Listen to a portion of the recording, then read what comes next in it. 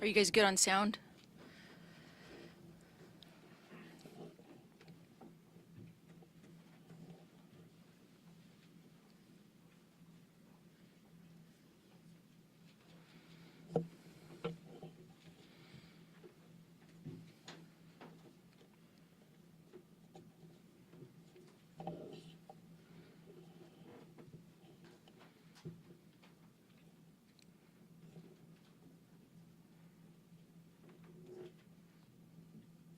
Is everyone ready?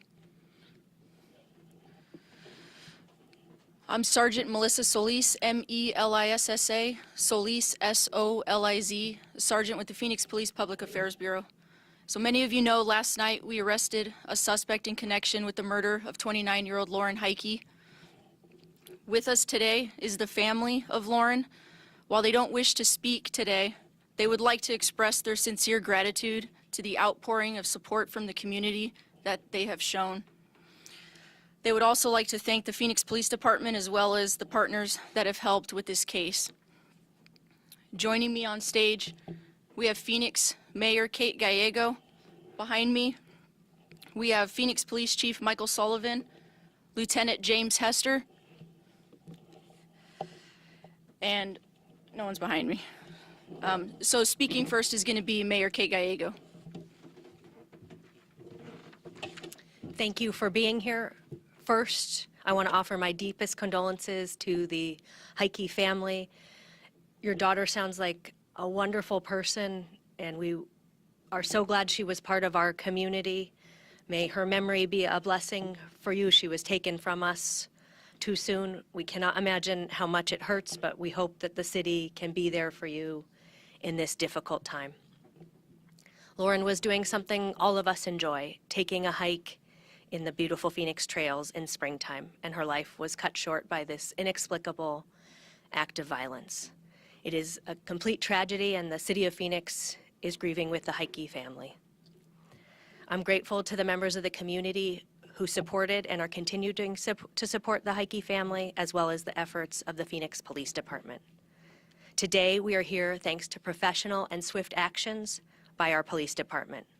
After nearly a week of tireless work, our detectives, officers, and crime lab caught, and thanks to that work, the Phoenix Police caught and arrested the suspect. Our department did so in a professional manner while keeping the community calm and informed. I appreciate the lengths to which our officers and detectives went to find justice for Lauren's family and her community. I know that Phoenix residents are resting easier after this arrest. I want to thank the Phoenix Police Department for a job well done and their hard work today and every day to keep our community safe. Now, I will introduce the Chief of the Phoenix Police Department, Chief Sullivan.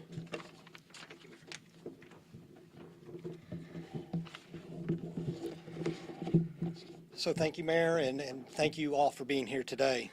I met Lauren Heike's family earlier this week and expressed my condolences and told them that we would do everything we could to bring Lauren's killer to justice. I can't say enough about the efforts that went on over the last several days to bring 22-year-old Zion William Teasley and place him under arrest last night. It was an incredible effort.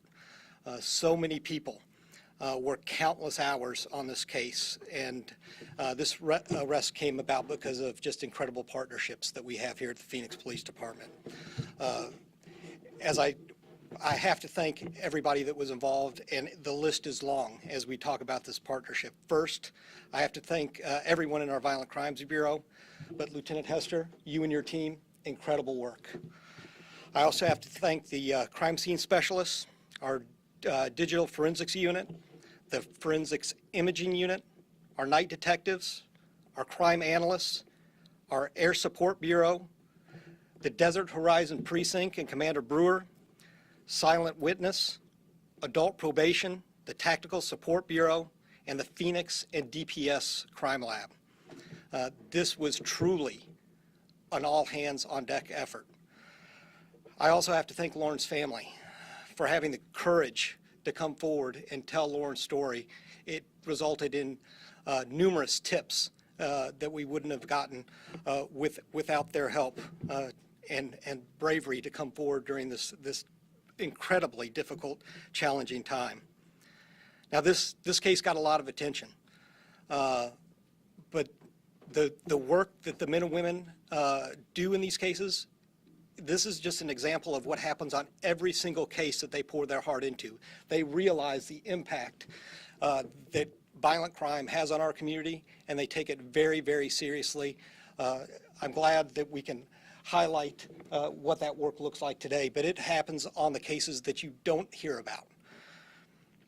I'm very proud to lead this organization and very proud to be part of this community that steps forward, provides tips, and supports law enforcement. While we were able to apprehend the suspect, please continue to keep the Heike family and all of Lauren's friends and family in your thoughts and prayers as they continue to grieve. I'm going to turn it over to Lieutenant Hester here for further comments. Thank you, Lieutenant. Thank you, Chief, and thank you, Mayor. Hello again. My name is James Hester, and I'm the Homicide Lieutenant for the Phoenix Police Department.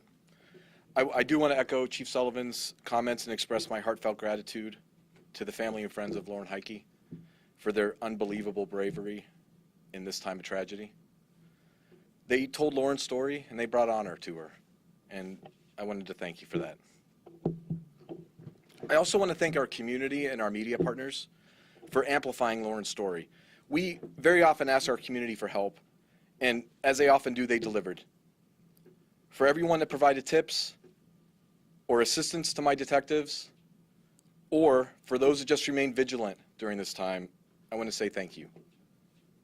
Also, I need to thank the women and men of the Phoenix Crime Lab, the DPS State Crime Lab, the Desert Horizon Precinct, the Forensic Imaging Unit, the Tactical Support Bureau, the Homicide Unit, our police leadership, and many, many others.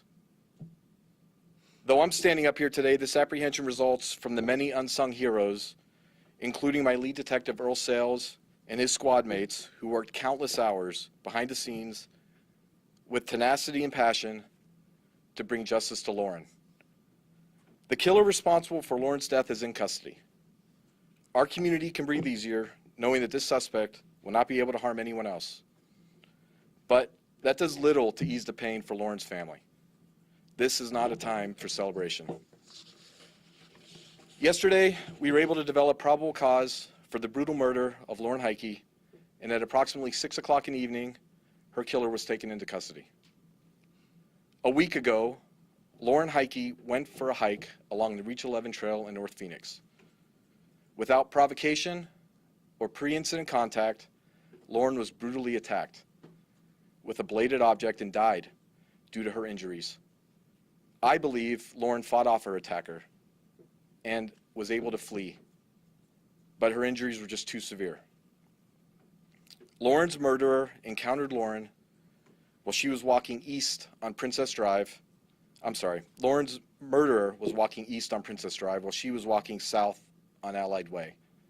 He followed Lauren onto the trail, and after a short time, he attacked her. We scoured the scene in the surrounding neighborhood. We collected several items of evidence and several hours of video. As a result, we were able to develop a forensic profile on our suspect, additional images identifying our suspect, cell tower evidence placing him in the immediate area, and other factors. Our suspect was quickly located in an apartment not far from the scene, and during the service of a search warrant, he was taken into custody. The suspect was interviewed and later booked for the murder of Lauren Heike. Our job is not finished, and our teams will be working in the coming days and weeks to gather and analyze additional evidence to support the prosecution. Like the chief, I ask our community to pray for the family of Lauren Heike as they travel the road ahead without Lauren by their side. And I can take any questions you have. We heard today at the initial appearance, the judge say this could be random. Do you believe that this was random, that the suspect saw Lauren and that was it? Thank you. I do believe at this time that the attack was random. However, we have not concluded our investigation into that. Was there any other DNA found on Lauren or her belongings besides the shoe that matched to Teasley? So there's other forensic evidence that is being analyzed. As of right now, I can't comment on whether there was additional forensic hits. Do you believe there's any sign of a sexual assault in this case? So that is also still under investigation. However, it is my belief that she was not sexually assaulted.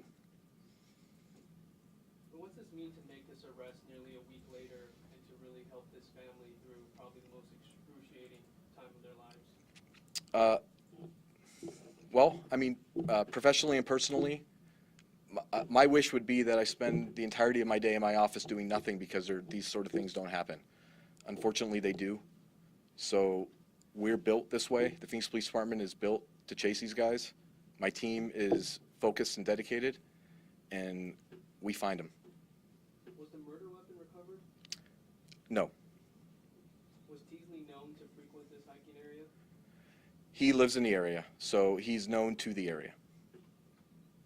We've been looking into Teasley's past. We know that he had been accused and convicted of robbing Circle K's near where he used to live, but he was put at a medium to low risk level when it came to reoffending. What does that mean to you? I mean, does this come as a surprise because of his ranking? You know, I'm not going to comment on those matters. Honestly, I won't even say his name because it doesn't matter to me. What matters to us is getting justice for Lauren and her family. So whether the courts treat him fairly or unfairly, it's not for me to say. Did his criminal background, previous criminal background, play a factor in you being able to find him faster? I don't believe so. Can you elaborate any on the DNA that was collected on the scene and how you were able to get that to be a match to Teasley? So we have excellent partners with our Phoenix Crime Lab. We work hand in hand with them. They're not a service for us, they're a partnership with us. And additionally, they have partnerships with the DPS State Crime Lab. So we have tools available to us that we can utilize, and this was one of those examples where we used our forensic tools to get a DNA profile. Was he cooperative when you guys arrested him? I believe I can say that he was.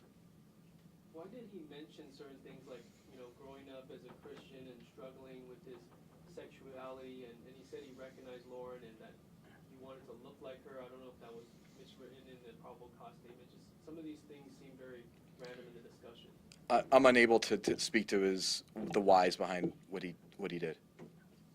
Had he not had a criminal history, DNA would have been harder to place him there, right? Because you have to be in the system. Is that correct in saying that? That is correct, but however, DNA wasn't the only factor in developing probable cause. We have several items of evidence and several factors that factored into our probable cause. Is there any indication that he was suffering from a psychotic break of sorts or struggled with mental illness? You know, if there is, I'm unwilling to speak about it. In speaking to his former employer, they said he was fired for being aggressive towards female employees and coworkers. Could that be related to a possible motive, that this aggression towards other women? Unfortunately, I'm not going to speak to his motive. He did not provide a motive for us, so I don't want to speculate on what he might have been thinking. At his home, did you guys find anything that helps your case? Yeah, I believe we do, but it's early right now, so until the items that we recovered are analyzed, I can't say definitively.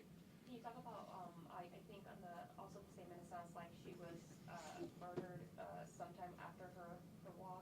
Can you talk about how maybe possibly long she had been out there and when they finally found her and, the bog started rolling? It was approximately 24 hours later that we've discovered her, or she was discovered. You mentioned that you believe that she did fight him off and flee and succumb to her injuries. Is that why initially you kind of speculated that she was attacked on the trail, but she was discovered in a more hidden location? Can you speak on that? Yeah, we in the examination of the scene and collecting of evidence, there was certain factors that played into our theory about what occurred. So, yes, we believe that her fleeing contributed to us not being able to discover her for some time. So I believe she fought him off. She was able to get away, but her injuries were too severe, and she just couldn't continue. In the initial appearance, the judge said that he had booked a flight that he was supposed to leave yesterday. Do you know when he booked that flight? Was it before or after Friday? I don't know when he booked that flight, but we were aware of that flight, and there was no way he was getting on that plane. We have confirmed that Teasley's mother works as a surveillance officer for the adult probation department in the county. Did she assist you guys at all in making this arrest or help provide any information? No, but we also didn't engage with her, and we're going to be looking into that further. Does he live with her or live in this apartment alone? Roommates? He lives with her. He lives with her. You said looking into that further, do you think that mom had any idea what was going on? I don't want to say that she did, but that is something that we have to vet out just in case. So I don't want to make any assumptions that she was involved. It's just part of our process. Has she been cooperative with you? She chose not to speak with us. Roughly how many detectives worked on this case through this week? And, I know there's countless hours, but just to give us a grasp of, the scope of how many people worked together on this within Phoenix PD. So it's not just detectives. It's our professional staff. It's our patrol officers, our neighborhood enforcement officers. It's our tactical support bureau. It's our air unit, our pilots. I would estimate upwards of, over the week, more than 100. Last question. We have time for one more. Is your department currently working with the Maricopa County Attorney's Office regarding charges? Where's that at currently? So we don't ultimately decide the charges. We are working closely with the Maricopa County Attorney's Office to provide them information so they can make an appropriate charging decision. Thank you. So that's going to conclude the press conference. Again, thank you all for coming. Thank you for covering the story and keeping this whole story alive. We appreciate it.